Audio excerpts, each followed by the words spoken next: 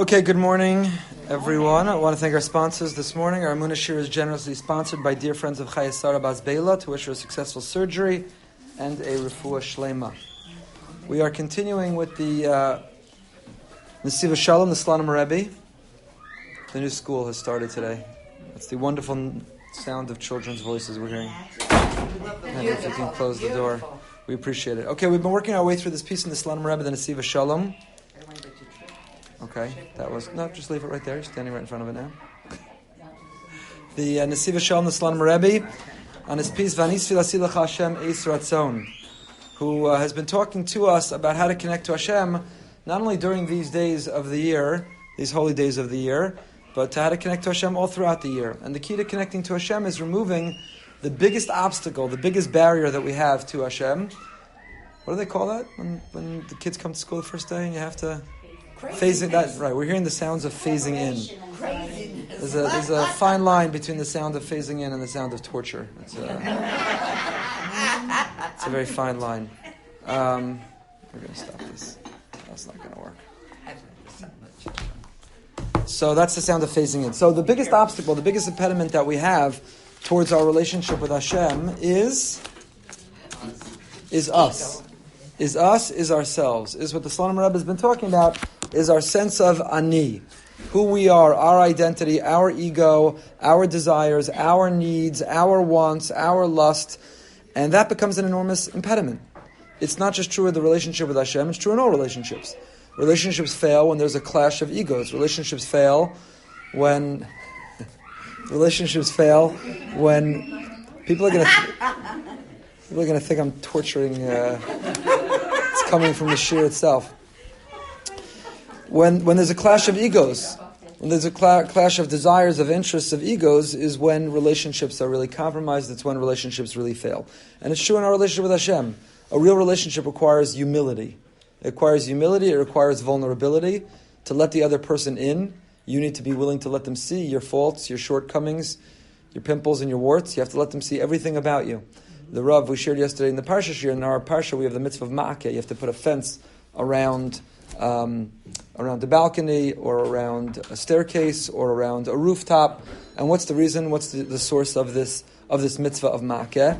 So Rabbi Soloveitchik suggests that the notion of coming towards the edge of something dangerous is to feel our own vulnerability. If you don't put up a fence, you feel you're not vulnerable. You feel that you live a certain life. You feel no sense of frailty. You feel a sense of permanence. That breeds ego, it breeds arrogance. The feeling of vulnerability, that you come towards the edge, you get nervous, you're anxious, that feeling of vulnerability is a very healthy feeling, and because vulnerability breeds a sense of humility. And so we put a fence around our roof, and we put a fence around our lives to realize that we can't teeter towards the edge, that we are vulnerable, that we rely utterly on Hashem. So again, the source of the biggest impediment to our relationship with Hashem is the sense of ani, who I am, my ego, my arrogance. And the more I can sublimate it, the more I can eliminate it, the more I can submit it to Hashem, then the stronger and the greater a relationship that I will have with Hashem. And that's what ani l'dodi, v'dodi li. The Slonim Rebbe is saying is the ani l'dodi is my ani, I direct l'dodi. And when I do, dodi is li. And again, we talked about that in relationships. When I say to the other party, my ani is directed l'dodi, to you. I want you to be happy. I put your needs ahead of my own. You are the center of my life. And the other one says, well, you're the center of my life. Then you end up having two happy people. And that's what the Slonim Rebbe said. That's the pshat. And what this pasuk we say, Shabbos Mincha, v'ani svilasi, v'ani, regarding my ani, svilasi, my prayer is, l'cha Hashem, that I can direct it to you. That I measure everything I'm about to do and think and want through the prism of, does it give you nachas ruach Hashem? Does it make you proud? Does it meet your needs? I'm putting you, ani is l'dodi, I'm putting you ahead of myself. So we are on the bottom left of the front page, of the front side. I believe we are. Let's start 2 lines from the bottom.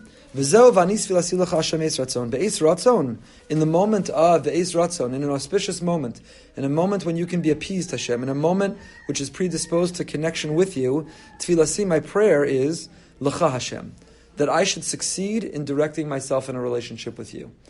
A couple stands onto the chuppah, their prayer should be, I hope that I can always keep you at the center of my life. I said the Kala walks around the Chassan 7 times, puts him at the center of her circle.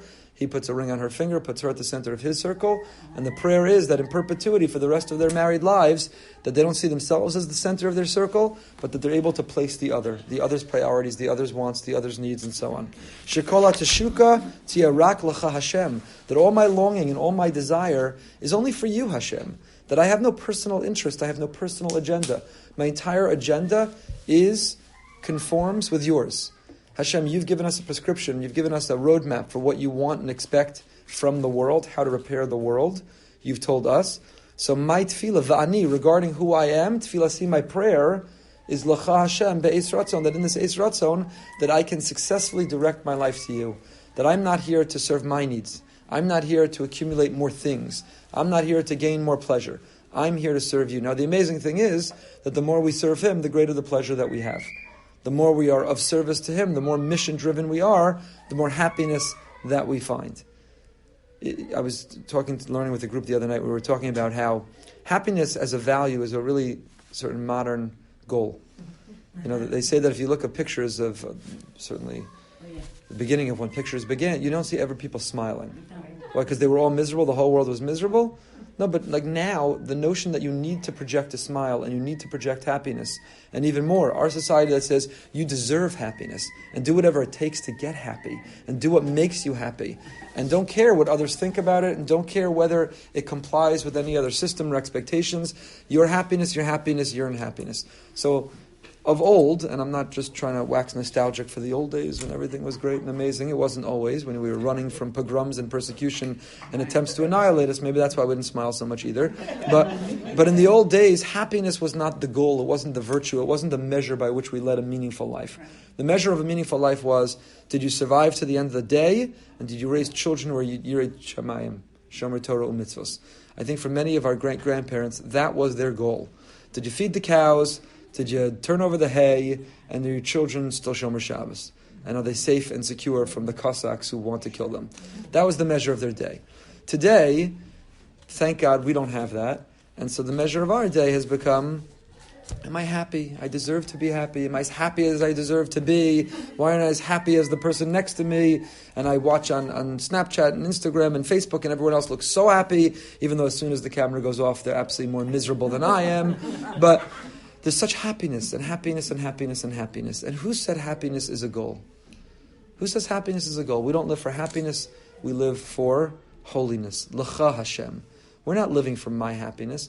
And so I was talking about this with a group of people the other night, and one of them pointed out, I think so correctly, that the irony, the paradox is that in days of old, when they didn't live for happiness, they were happier.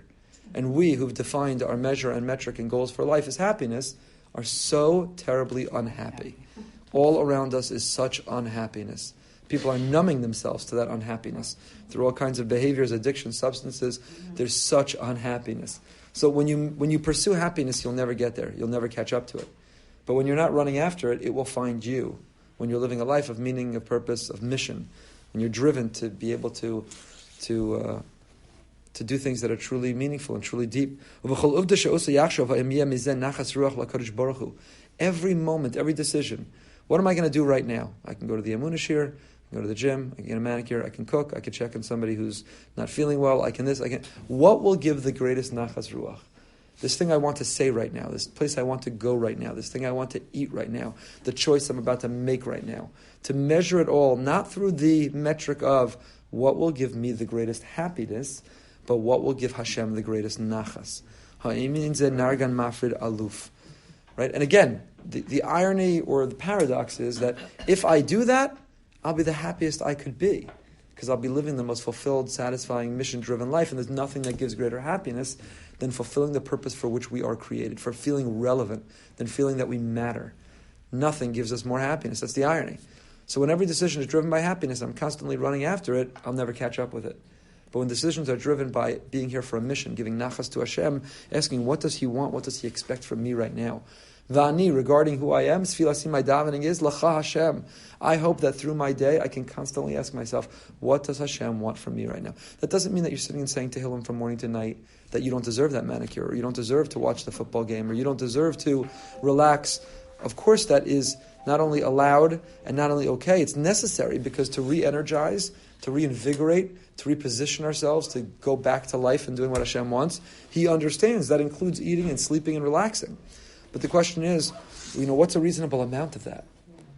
A person who takes an hour to legitimately relax is different than the person who gets hooked into something and binge watches and now went to sleep at 4 a.m. because they had to see the entire series, and instead of being more relaxed and reinvigorated, that's assuming that there's anything that's legitimate or halachically okay to watch. But even if there were, the person who overdoses or overindulges in the technology doesn't come the next day reinvigorated, more relaxed, and more ready to serve Hashem. They're more exhausted, they're more compromised, they're more unable. So again, the metric, what I'm about to do right now, am I relaxing and chilling so that I can fall asleep, have a good night's sleep, and kill it tomorrow serving Hashem? Or am I binge watching something without any awareness of what time it is, or the impact this is going to have on me, or the model I'm setting for my kids, or what I'm doing to my soul, the numb-inducing whatever coma I'm putting my soul in to be able to say I finished this series. And when a person fulfills this goal, now, it's not like, we talked about it this morning, Wednesday, so by Thursday, when you finish this, we'll give you your next assignment. This is a lifelong assignment for which most people never, ever come close, right? But this is the mission. There's a lot of lifelong aspirations that we have, which we know we may never come close, but they remain our aspiration. They're held out as our aspiration, our ambition, our goal forever. So this one too, Vanis filasi, my davening, va'ani, regarding who I am, l'cha Hashem. So, as vidodi li, the more we do it, even though you can never fully accomplish it, you'll never fully get there, but the closer we come and the more we do it, Hashem reciprocates. Vidodi li. Vidodi li. Many, many, many marriage counselors, experts will tell you that, even in marriage, you can't change the other party. No matter how much you will or want, you can't change the other party. What you can do is change yourself, and more often than not, if you change your attitude and the kind of paradigm with which you come to the marriage, the other person will change too. That the best way to change another is to change ourselves. So, v'ani l'dodi. How Hashem relates to me is not in my power. How I relate to Him is, and He will reciprocate. Because when people feel love, when they feel they're at the center of your circle, when they feel they're your priority, when they feel you care genuinely about them and their need and their want, so normal, decent, hopeful, non-psychotic people will innately and instinctively feel that back. Ve'elokim berov chazdecha aneni be'emes yishecha. So that's why the end of that sentence, Vani, regarding who I am, my identity, tefilasi, my davening is l'cha Hashem. I hope I can successfully live my life as ani l'dodi. Hashem, I exist only because you will it and want it, and I'm here to fulfill your vision for it, and I want every choice to be one that gives you tremendous nachas. Hashem be the center of my circle. Then ve'elokim b'rov chazdecha aneni be'emes yishecha. Then dodi li. Then Hashem reciprocates and says, wow, you're amazing. That's fantastic. You get it. I feel your love. And you know what? I love you too. And I want you to be happy. And I'm going to try to make my will conform to yours. So when we say, Hashem, I'm making my will conform to what you want, Hashem says, that's incredible. I'm going to try to make my will conform to what you want. Shem midas adin bechinas elokim taskim sherov chasdecha aneni be'emes yishecha. K'ma shekasav Rambam b'mor nevuchim shekasher Yehudi davak b'Hashem yisbarach berov ahava. When a Jew clings to God out of love, as gam HaKadosh Baruch Hu imo v'lo ye'una lo korah. That if a person can successfully cling to Hashem through every circumstance, through every decision, through every moment in life, the highs and the lows, the easy and the difficult, the challenging times and the triumph, the joy, the success. But if we could cling to Hashem in every moment from love, not just Hashem, I know it's you when all goes well, I know it's you when there's a simcha, I know it's you when it works out, but I know it's you and I know it's meant to be for me even when it doesn't. I saw a beautiful Sfas Emes yesterday. I saw somebody online posted a beautiful Sfas Emes yesterday, Daniel Gibber. That Sfas Emes we say in the David Hashem, which we're saying right now every day of Elul, we say, Im takum alay milchama, bezos ani boteach. If a war rages against me, bezos. In this, ani boteach, I have bitachon. What's bezos? There's a lot of different beautiful explanations. Bezos. Bezos ani boteach. In this. Bezos. What's the this? Bezos. It could be, in you. So say Hashem's name. What do you mean, bezos? In this. So Sfas Emes says, Im takum alay milchama. Bezos. You know what the bezos, you know what it is that I have bitachon in? The milchama. Hashem, you threw a challenge my way. I have faith that challenge is meant for me. the greatest faith we can have is to not run away from the challenge. Of course, we try to use our initiative to overcome the challenge. Hashem gives us a health scare or issue. We don't say, Bezos ani boteach, I trust that that's what's meant for me, so I'm not going to the doctor, and I'm not taking the medicine, and I'm not going to undergo the therapy, because Bezos ani boteach, I trust this is what Hashem wants for me. That's foolishness. That's not what Hashem wants for us. But it means that even as I'm confronting whatever the challenge is, I trust that that challenge is meant for me. You want to live a meaningful life, then don't see every challenge as an excuse to deny Hashem. See every challenge as an invitation to come closer to Hashem. And to realize that even though the challenge at the moment is unpleasant, it's unwanted, but you will emerge stronger. You will emerge different. You may see it in your lifetime, we may never see it in our lifetime, and only understand it after 120. I'm not suggesting all challenges are equal. Some are of such magnitude, they're almost impossible to accept, to understand, to live with. But that's the Bezos ani boteach. Hashem. David HaMelech did not. We read about David HaMelech, and we read his Tehillim like he had this easy, smooth sailing, amazing life. He had challenges in life that far outweigh what almost any of us can identify with, right? Rebelliousness from children, jealousy and envy, and violence in his own family, attempted murder by his father-in-law who wanted to kill him. He had insurrection. He had his own failure with Hashem. Hashem was disappointed in him. His life was riddled with challenges. But he says, Bezos ani boteach. But for each one of those challenges, I trust Hashem that they didn't come to me through chance. It didn't come to me through randomness. Bezos ani boteach. I trust Hashem that if you threw that my way, there is a reason. And that is the level and degree to which we're supposed to be davak b'Hashem, to cling to and to feel Hashem's presence in our life. From the meaningless, inconsequential, simple, like the canceled flight, or the stuck at the red light, or the thing that didn't work out, to the really, really consequential. And the really horrific is Bezos ani boteach. Hashem, I trust in you that this is meant for me, and I'm clinging, I'm sticking with you. I know you've got a plan, and I'm sticking with you, like glue, devek, dvekas. But if that connection, if that glue becomes iffy, if it starts to loosen up, if it's not really sticking anymore, I'm not really ani ledodi, the relationship is frailed. God, I don't know where you are and who you are and if you're even here and if you hear me and if you even care. And I don't know that I'm going to make every decision of mine to appease you and to conform to you because I don't even know where you are. So then, gam hayachash l'kadosh baruch hu hu ba'osa ofen. So Hashem turns to you and says, okay, it takes two to tango. If you're withdrawing from the relationship, I can't force myself on you. So then I guess that there's a distance, there's daylight between us. When you're not with him, he's not with you. Now, it's not that Hashem does that as a form of punishment. Hashem doesn't withdraw by saying, well, you don't have to be talking on Emunah, you're not living with Dveikus, I've got to punish you. You've withdrawn from me, I'm withdrawing from you as a form of punishment. It's not that it's a form of punishment, it is simply a reality. How many marriage counseling have I been involved with? One party has grown away, grown out of the other, and the other hasn't. But you know what? If the one party is not invested, the other party, there's nothing in the world they can do. It's only Anila Dodi, the Dodi Li. Both parties have to be invested in putting the other first and wanting to see the relationship succeed.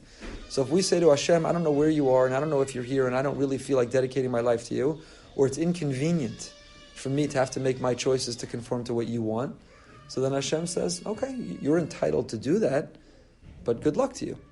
Right? That's more of the parent-child paradigm. Right? The child says, I don't really need you, I don't check in with you often, and I don't want you telling me what to do, and I'm not really putting what you want ahead of my own interests. The parent says, okay, I wish it were different, but when you need money, or you need a bailout, or you need someone to swoop in on the helicopter, good luck. That's the bed that you made. Ani l'dodi v'dodi li. So we long for the dodi li. We say, Hashem, where are you? Shower with bracha, atzlacha, shefa bracha. Hashem, shower me. I want everything that I want. Dodi li. I want you to be there for me. I want to feel your presence in my life. I want you to bring the outcomes that I desire. Hashem says, okay, where's the ani l'dodi? Where am I in your thinking? Right? Again, coming back to the marriage paradigm. So one spouse is saying, how come you don't do everything I want? I want to eat the restaurant I want to go. I want to go on vacation I want to spend the money the way I want. I want everything the way I want. The other one says, okay, where do my needs come in? What about you doing what I want? Where does that come in? So, anila dodi v'dodi li, it has to be a reciprocal relationship. I saw this morning The Chavetz Chaim, towards the end of his life, on Rosh Hashanah Yom Kippur, was sick. He wasn't able to attend davening in the yeshiva, in the shul. So they made a minyan for him in his home. But one year he said, I have to come in, I have to say something. So he came into davening on Rosh Hashanah, and he said the following thing. He exerted himself just to say the following.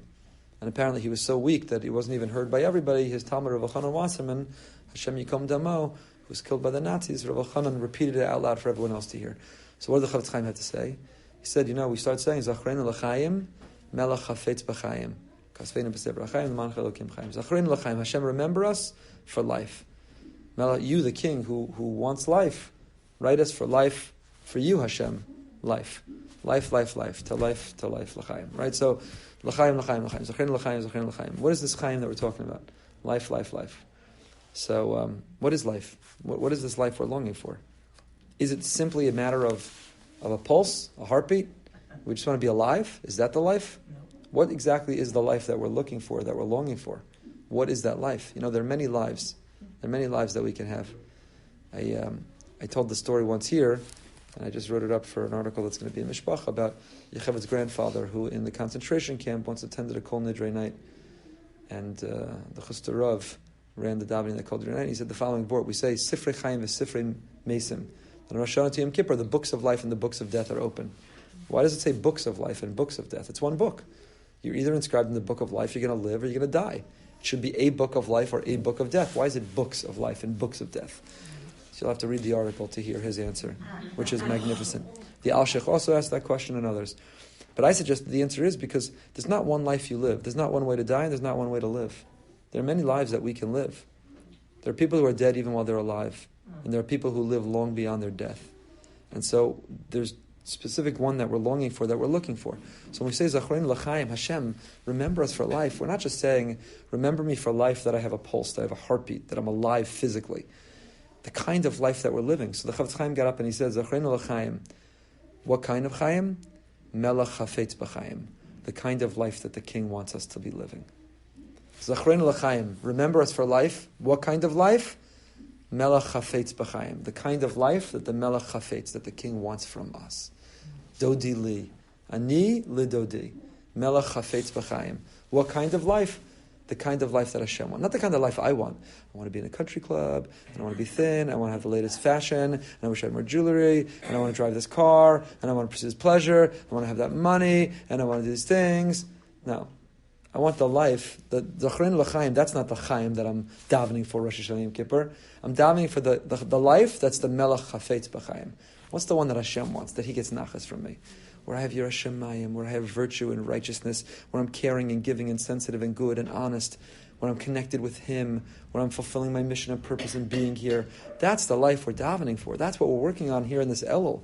Elul's not about, the Jewish, I don't want to call it Christmas, but the Jewish holiday's coming up where God's going to give out the prizes.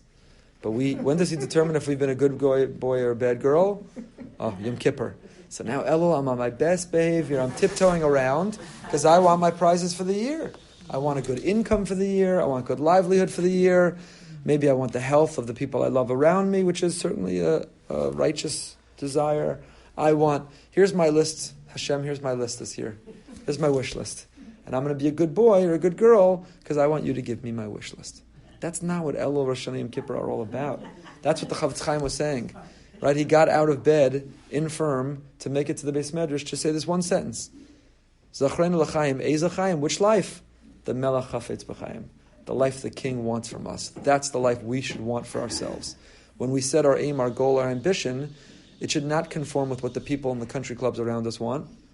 A better handicap, better mahjong score, not handicap like disability, I mean golf handicap, better mahjong score, better stock portfolio. That's not the chaim, Zachreinu l'chaim. The chaim that we want when we're setting our chaim up is the Melech chafetz b'chaim. What does Hashem want from me? And does that conform, does it match with what I want from myself? And if not, why not? And how do I get there?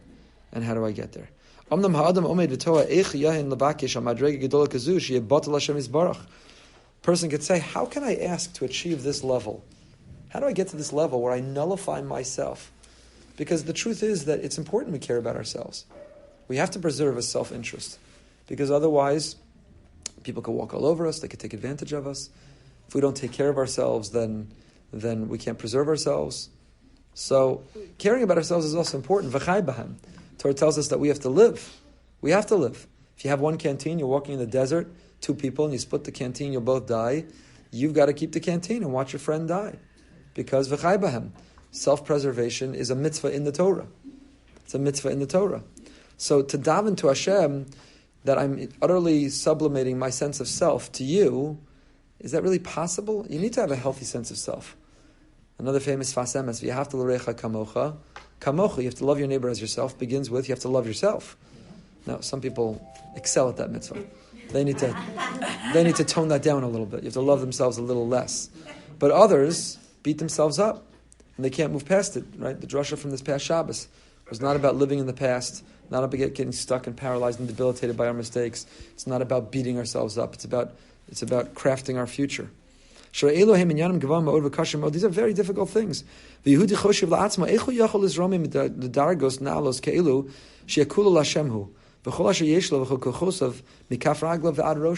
Can we really do that in a world and in a marketing world that says obey your thirst and just do it and pursue your pleasure and your happiness and whatever makes you happy? Can we really succeed in sublimating our sense of selves from our head to our toes to direct it all literally to Hashem? I'm going shopping. Do I need this shirt? Does Hashem want me to get this shirt? Does Hashem think I need another shirt? Does it give nachas to Hashem that I got this shirt? That's the level of consciousness, of mindfulness, which maybe it's beautiful, but it's nearly impossible. And how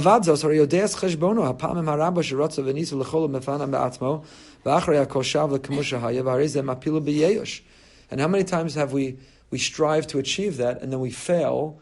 And how many times can we repeat the cycle of trying to achieve certain things and failing and not give up? How many times can you repeat the vicious cycle? How many times can you start the diet, lose some weight, think you're okay, gain it all back, be miserable with yourself, so you start it again? I mean, how many times can you do it before you give up and you just say, that's me? Now the truth is, from an intellectual, objective perspective, from a Torah perspective, who cares how many times you failed? You got to keep trying. I mean, if it's a goal, then keep trying the goal. And if there's something that knocks you off course, then address what's knocking you off course. But intellectually, how does it make sense not to keep trying just because you haven't yet broken through and succeeded? That's nice intellectually. But in reality, the more we try something and the more we fail and the more we revisit that cycle, the less good we feel about ourselves. The less likely we think we are to succeed and the less likely we are to try. So if we hold that out as the measure, Hashem, I need to l'cha Hashem. Ani, regarding who I am, sfilasi, my davening is l'cha Hashem, that I succeed in directing it all to you. I want to take a bite of this. But does Hashem want me to have a bite of this right now? And is this what He wants me to have a bite of? And do I need the next bite? And did I bite the right way? And did I chew enough before I swallow it? And is it all giving nachas to Hashem? How could you live that level? Al zeh nemar eis ratzon. Kasher nimtzon be'eis ratzon efshel levakesh. So the answer is, don't ask Hashem to live that way all the time. Only do it be'eis ratzon. Eis ratzon. There are certain designated auspicious times of the year and in our lives where that's a moment of breakthrough. We have Shabbos afternoon Shalosh Shudas, Raiva D'Raiva, and it's considered to be in a particularly pleasant time where Hashem is more predisposed to hear our pleas and connect with Him. It's tragic in our times that many people, as Shabbos begins to wane, they think that Shabbos is really ending, Shabbos is disappearing, Shabbos is over. Go Baruch Hashem, my Motzei Shabbos plans are getting ready to kick in. Awesome. That miserable Shabbos where I have to disconnect from technology, I have no idea what's going on, and I have to actually just make do talking to the people around me, and I can't wait. Shabbos is almost over. But that moment where we think Shabbos is almost over, yay, is the moment where Shabbos is rich with opportunity, potential, invitation to connect with Hashem in a deeper and more lasting way that will lead for the week than any other point of Shabbos. That's Shalosh Shudas. The Piazetzner Rebbe writes about it. The Piazetzner Rebbe was in love with Shalosh Shudas. In his Tzav V'Ziras, he talks about that Shalosh Shudas every week to him was like Ne'ilah on Yom Kippur. That was the level of Shalosh Shudas. He was tapped into an energy of Shalosh Shudas. We often neglect Shalosh Shudas. No offense, but women in particular neglect Shalosh Shudas. I mean, if you're in shul and mincha, there's nothing to do before Mars, so you go into Shalosh Shudas, and then when Jews have nothing to do, they eat anyway, so they eat. So you really say Shalosh Shudas. But women are also obligated in Shalosh Shudas, and it's a very, very important mitzvah, and it's a very lofty mitzvah. And Mishnah Berurah says, Chacham Ein of Barosha. Why do we neglect Shalosh Shudas? Because we just stuffed our faces at lunch. So who has an appetite for Shalosh Shudas? Which is, by the way, the reason it's called Shalosh Shudas. Really, it should be called Sudash Lishit. It's the third meal. So why is it called Sudash Lishit? Is a name of it. It is a correct name for it. Right. I shouldn't say it's not that that's incorrect. That is the correct name for it. But why do we call it Shalosh Shudas? Shalosh Shudas means 3 meals. We're not eating, some do, the equivalent of 3 meals. It's 1 meal. So why don't we call it the third meal? Why is it called 3 meals? So they say, Friday night when you eat, it's not obvious that you're doing it for Shabbos. Why? Because you're starving. So you're eating because it's dinner. What makes it different than Tuesday and Wednesday and Thursday? That you made Kiddush. Normally you sit, you break bread, you start eating. Maybe you have wine in the meal. The whole institution of Kiddush is to introduce the meal, to make it different, to sanctify the meal. Ain't Kiddush el Malkum Suda. There's no Suda that's not introduced with Kiddush. That's what makes it Friday night. But it's not obvious, other than Kiddush, it's not obvious that you're doing it for Shabbos because you were hungry. Shabbos lunch, you're starving. So when you sit down for that bowl of cholent, delicious kigel, you're hungry. What makes it obvious that it's for Shabbos? Come Shalosh Shudas, you're not hungry, but you're eating anyway. So that reflects back that all 3 meals were really all for Shabbos. The fact that you're willing to eat Shalosh Shudas even without the appetite shows that even the meals you ate because you had the appetite were also for Shabbos, for Kavod Shabbos Kodesh. So they say that's the origin of why it's called Shalosh Shudas. Really, it's Sudash Lishit, or you got it right, it's Sudash Lishit. But so during that time, Shalosh Shudas is Raiva D'Raiva, it's considered, which is from the Zohar, it's Aramaic. It means it's like Yehei Ravach Kadamach. It's people accuse me I overuse that word auspicious, but if someone will give me a good synonym for it, I'd be happy to use it. But it's auspicious time. It's pregnant with possibility, with breakthrough. The Shabbos I spent in Skver, Shalosh Shudas the Rebbe, the lights were off for 45 minutes. The greatest fire hazard I've ever witnessed, but it was thousands of people packed in bleachers, sitting around an enormous table, and the lights were off 45 minutes. You couldn't see your hand in front of your eyes, and that's what made it beautiful. Nobody worried about what they looked like. Nobody was inhibited. Nobody was intimidated. Everyone was lost in that singing, in that thinking of who they were. You were collecting and gathering everything from Shabbos so you could take it with you into the week ahead. So we are beginning the countdown of Shabbos ending, but that's it. That's the essence. That's the climax. It's the culmination. It's everything that we've been building towards, is that feeling of Shalosh Shudas. Maybe at one point I'll bring in and we'll learn the Piazetzner Rebbe's descriptions and Savazirus of what Shalosh Shudas meant to him. How in the world did we get to this? Shalosh Shudas. It was worth it. It was worth it. How did we get to this? Wait 1 second. Cheshbono, Ich Yared, Eis Ratzon. Eis Ratzon, that's how we got to it. Because there are certain times during the week, or certain times during our lives, which are an Eis Ratzon.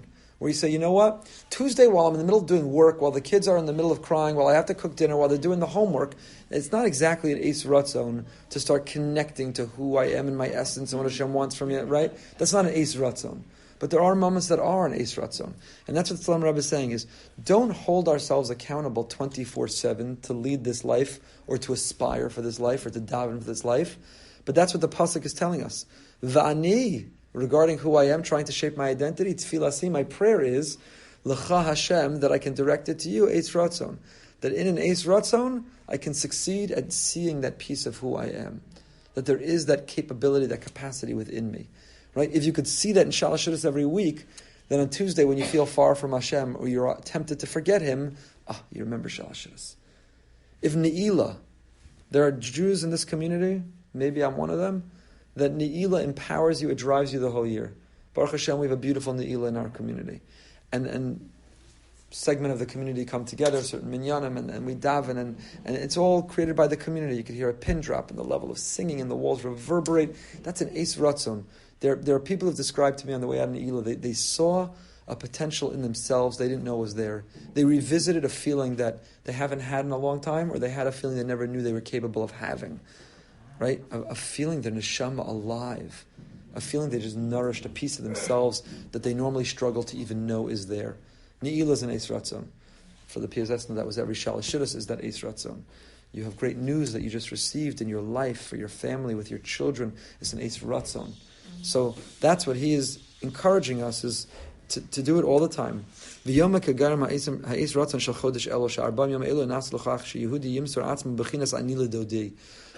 a month-long Eis Ratzon is Elul. 40 days from Elul to Yom Kippur. That's a long run of an Eis Ratzon. That's tough.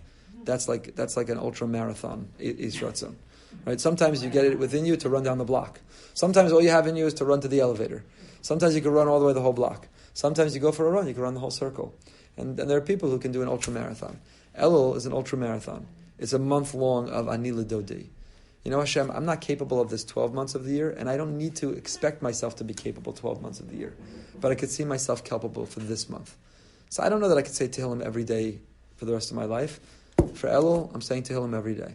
I don't know that I'm going to bench from a sitter. I don't know that I'm going to go do this. I don't know I'm going to do that. For Elul, I'm taking it on. Ani L'Dodi. For Elul, I can put you at the center of my circle. Yesh adam avakesh bakashas katanas b'shum shemitzad anosin ein ha'is roi lavakesh bakashas yoser gedolos.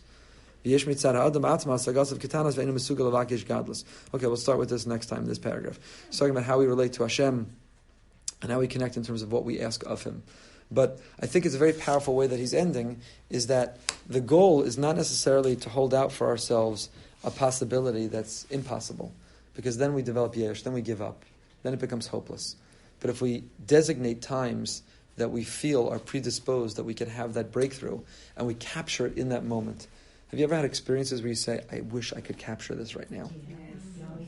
If I could bottle this right now. If I could bottle the way my kids are getting along right now. Right? If I could bottle that feeling of Emunah I feel right now. Yeah. If I could bottle that love I'm feeling with my spouse right now, or just they could do no wrong. If I could bottle it. That's what an Eis Ratzon means, is have that breakthrough. When you're experiencing it, bring a bottle. Put it in a bottle. Put Shalosh Shudas in a bottle. Put Ne'ilah in a bottle. Put the kids getting along in a bottle. Bring a bottle.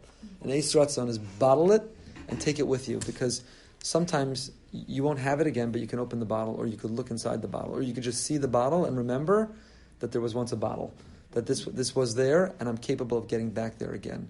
Capable of getting back there again. We see it with our children in the summer. Sometimes children could have a bigger breakthrough in 6 weeks of the summer than they get in 10 months or 9 months of school the whole year. Right. And you know what? They're going to revert back. They know it, we know it, and that's okay, because they also know that it's in there and it can come back again. Maybe it's not till next summer. Maybe it's not till some other experience in life. And that's the same feeling that we have with ourselves, is that when you know it's in there, you can long to get back there. You can long to revisit it again. But the first step is to see it when it's in there, and then to try to bottle it so we can see it again. All right, have a great week, everyone.